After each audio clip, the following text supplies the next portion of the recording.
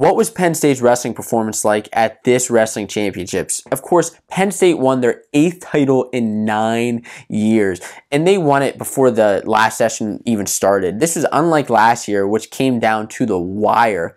But this year, they just absolutely crushed everybody. You know, Ohio State ended up coming in 2nd place. So Penn State had 137.5 points. That's what they ended with. Ohio State had 96.5. Oklahoma State had 84. And Iowa in 4th place had 76 points.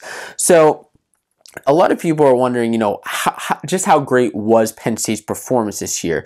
Of course, they had 3 national champions out of 5 total finalists, but how was their performance? Well, let's start with the team score first. This was the 12th biggest deficit of all time. Out of every national tournament, this is the 12th biggest deficit. They were 41 points ahead of Ohio State. And, you know, last year was extremely close, but this year, Penn State just dominated. What happened is they had 5 finalists, 7 All-Americans out of their 9 qualifiers. The guys that didn't end up placing were Shakur Rashid and Brady Berge at 149 pounds. These are both, you know, unfortunate cases, but they're 5 finalists. You know, well, first let's start with Brady Berge. You know, this is his first time wrestling the tournament, and you know he's of course going to have those nervous jitters, and I think he wrestled pretty well, and I think he will do better in the future. But Shakur Rashid, I mean, what happened there? This is the 2nd year in a row that he choked, and you know, whether it was the stage, whether it was his seed that he, you know, did or did not deserve. I would probably say did not deserve at this point. You know, he's the number 2 seed and he didn't even All-American.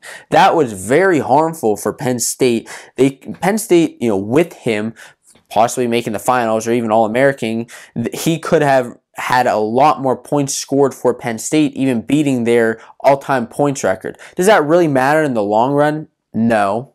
But it is unfortunate for Penn State that Rashid didn't All-American. Then what else happened? Well, we had a close match between Nolf and Hiley, but Nolf ended up winning that and ended up winning the national championship. Bo Nickal won his national title. Now, with Bo's national title, you know, it was very close finals match. And, you know, Nolf, of course, ended up majoring Berger in the finals, but Nichols was a lot closer with Colin Moore. And listen, even with that close match, I think Nickal was in control the entire time. He knew what he was doing. And what a lot of people forget is he's going for a national title. And at this point, the team title is locked up. That really doesn't even matter at this point. He's going this to win another national title, his 3rd, and even going for the Hodge. But, you know, if he goes for that extra turn, extra crazy takedown, extra whatever it is in that match, and he doesn't get it and something goes wrong, which a lot of times with Bo, it does not go wrong, but if it does go wrong, he's regretting that for the rest of his life just because he wanted to score a couple more points. So, you know, Bo, he dominated this entire tournament, and he had a little bit of a safer match in the finals, but guess what? He still won. He's a national champion, along with Anthony Cassar. And this is one of my favorite stories. You know, Cassar, his first national tournament ever, first year starting ever, and he wins the title. This just shows you the depth of Penn State. Did Penn State underperform at this tournament? Absolutely not. They crushed it. And with Anthony Cassar, they showed this. They showed their depth in lineup, and they show what they have for years to come. Cassar, the first ever time he made a high school state tournament, he won it. First time he made a national tournament, he won it. And Cassar may or may not have another year of eligibility. He's trying to get a medical red shirt right now because of his injuries in the past. So if he's granted another year, that would be huge for Penn State. Now, what else is going on? Well, Chenzo, unfortunately, he was one of the upsets in the finals along with Mark Hall. Chenzo lost to Mekhi Lewis from Virginia Tech, who's a freshman. And this is a little bit of an interesting story because what happened is Imar, everybody saw him as pretty much untouchable back in the day. He's one of the only guys he's the only guy who beat Jason Nolf way back when.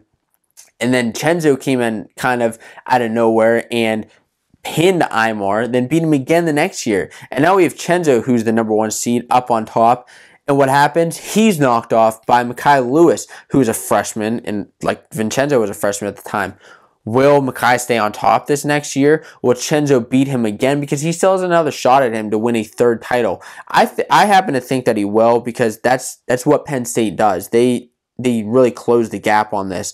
Then, of course, we had Nick Lee finishing in 5th place and Roman Bravo Young in 8th place. And these two guys wrestled really great tournaments. And I think Penn State should be extremely proud of them. And in the upcoming year, you know, one piece of news that Penn State has coming in is Kyle Connell from Kent State. He is actually possibly committing to Penn State, wrestling in for 197 pounds if he's granted another year of eligibility, just like Cassar, and I believe Rashid's going for this too, is that medical year. If he's granted that, he could be wrestling for Penn State at 197 pounds, taking place for Bo Nickal, and that could be massive. Who else does Penn State have coming in? Well, they have Brody Teskey, who's a lighter weight, and then Michael Beard, as well as Seth Nevels, and you know, they just have strong recruits, and I think Penn State showed a great performance this year. Even though they had a couple losses, they still won the tournament in exciting fashion, and I'm so excited to see what Penn State has in store for the future.